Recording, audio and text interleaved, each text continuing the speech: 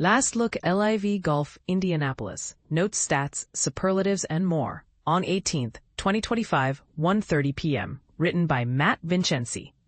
Carlos Ortiz. https://www.carlosortiz.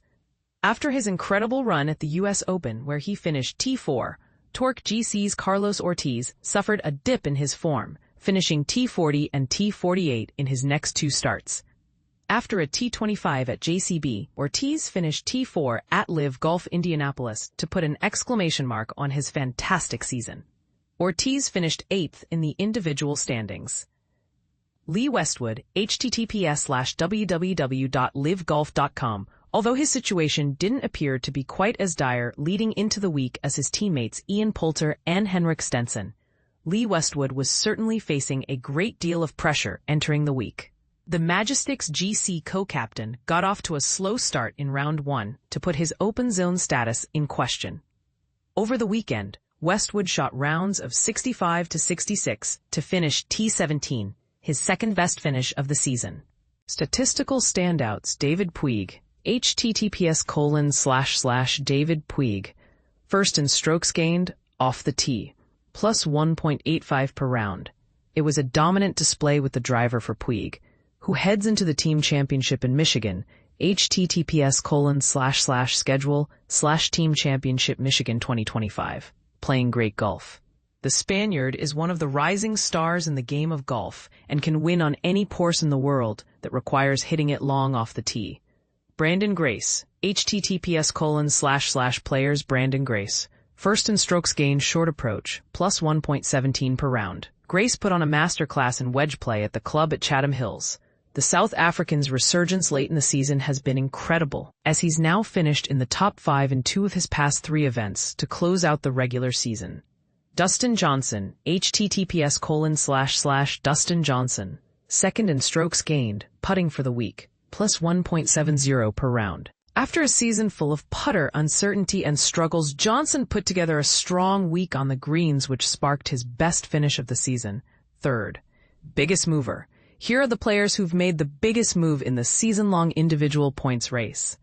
Dustin Johnson, https://livegolf.com/players Dustin Johnson, 14 spots from 28th to 14th. Branden Grace, https://livegolf.com/players Branden Grace, 6 spots from 35th to 29th.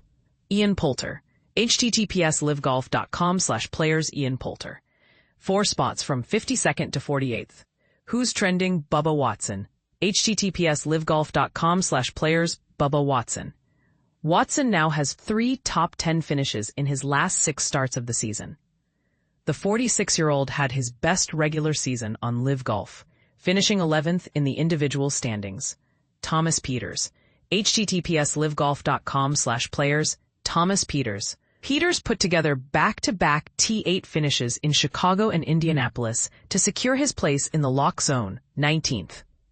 Fireballs GC, https://www.livegolf.com/fireballsgc. The Fireballs finished 3rd for the 3rd consecutive week and have now finished in the top 5 in 6 consecutive events. Quotes of the week: extremely proud of that. I did what I needed to do today. I went out there, shot 60, had one bad swing all day on 14, which cost me a bogey, but gave myself the best chance. On 18, after hitting that close, I definitely thought it was going to be a really good chance. Jon Rahm on his final round 60. Really proud. It was a season that I didn't have a lot of hopes for at the beginning. I put a lot of work in the off-season, but I wasn't trying to get a number in specific, or win the order of merit, or anything like that. But ending up 4th, it's a huge accomplishment. Sebastian Munoz on winning LIV Golf Indianapolis and finishing 4th in the season-long standings. It's kind of hard to swallow, but at the end of the day, I think it is what it is. I feel like it's going to put something inside me to kind of work harder and try to be in this situation again next year and make it different. Joaquin Niemann on losing the season-long race to Jon Rahm. Obviously to win it all. We've done well enough all year long, and we're playing good golf. So at this point, it's actually just finishing it off, which is easier said than done, because 2 rounds of match play is tricky. Jon Rahm on his goal for next week's team championship. But here's where it gets controversial. The LIV Golf format has sparked fierce debate among fans and professionals alike. While some argue that the tournament's high-stakes, low-risk model is designed to reward elite talent, others criticize it as a gamble that may prioritize short-term success over long-term development.